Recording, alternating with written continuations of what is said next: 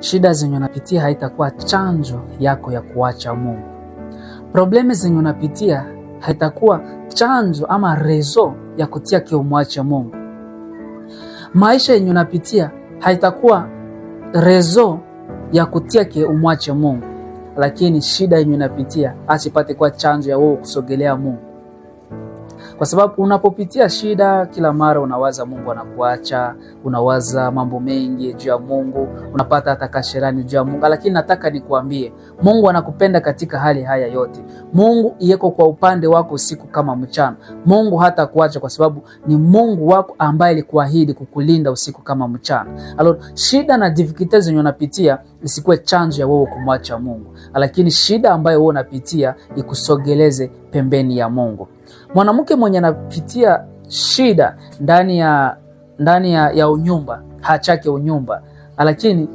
Lakini yule pumbafu anachaka unyumba pasikia anaona ke shida inakuwa ndani ya unyumba. Lakini yule ambaye atakayevumilia mpaka mwisho, kisha ataona mabadiliko kwa unyumba wao, kwa sababu walianza kwa shida na kisha wanaona resulta mzuri nyuma. Nasi kwa Ukristo tutegemee Bwana. Shida yenye unapitia leo isitieke uache Mungu. Shida zenye wewe mwanamke unapitia leo usiache mume wako. Lakini ona mbele, tegemea Mungu. Mungu anaweza yote na Mungu anaweza juu ya maisha yako. Kama unaona wana wa Israeli, Mungu aliwachagua tangu zamani.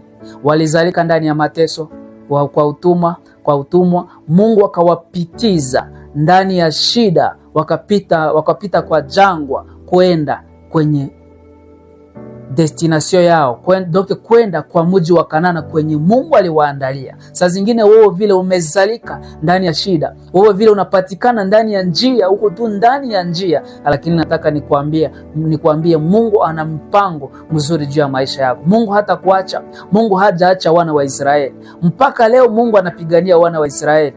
Lakini utajiuliza, wana wa Israeli wale walifanya nini kwa Mungu?